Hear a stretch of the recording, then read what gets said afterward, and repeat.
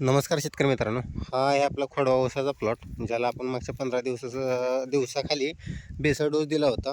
तर हा व्हिडिओ करण्या पाठीमागचा उद्देश काय आहे, ज्यावेळेस आपण बेसळ डोस भरत असतो तर त्यावेळेस आपण काय करायचं, सुरुवातीला जो खत आहे तर तो असा म्हणजे ऊसाच्या बेटांमध्ये टाकून घ्यायचं. साधारणतः इथून इथपर्यंत ये, कारण काय आहे, या ऊसाची जी मुळं आहेत ती इथपर्यंतच कार्यरत असते. साधारणतः एक 4 ते 5 इंचापर्यंत याची जी मुळे आहे तर ती कार्य करत असते, कारण जुन्या मुळ्या आता परत या कुजून गेलेल्या असतात किंवा त्याचा काय आपल्या म्हणजे पिकाला उपयोग नसतो, कारण त्याला दुसऱ्या पिकाच्या वेळेस त्याला नवीन मुळ्या सुटत असतात. तर आता याच्यामध्ये काय झाले, ज्यावेळी तुम्ही खत टाकत असतात, बेसळ डोस भरा किंवा नुसतं युरिया नत्राची मात्रा जरी दिली तर त्यावेळेला काय होतं, जर तुमचं ठिबकद्वारे जर पाणी असेल तर काय होतं, आता इथं सध्या ठिबक चालू आहे, आपण पाहू शकता इथं ठिबक चालू आहे. तर काय होतं, सुरुवातीला पाणी इथून खाली पडणार, या ड्रिपरमधून पडणार आहे आणि हे पाणी पूर्णतः सुरुवातीला खाली जाणार आहे, कारण या बेडवर असं एक लेवल पसरणार नाही पाणी.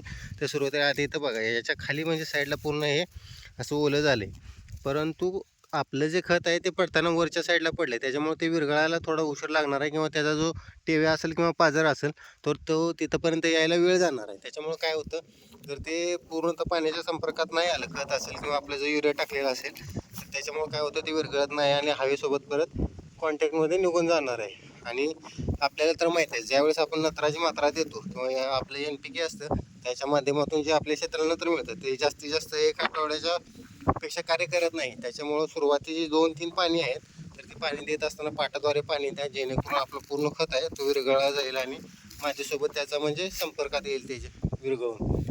आणि नंतर आपण ड्रीप आहे, ड्रीपद्वारे पाणी दिलं तरी काय अडचण येणार नाही. त्याच्यातून परत वॉटर सोल्युबल जर खते देत असाल तर ते ड्रीपद्वारेच द्या, कारण त्याच्यातून ते बेस्ट वे आहे त्यातून देण्याचा. तर ही होती आजची माहिती.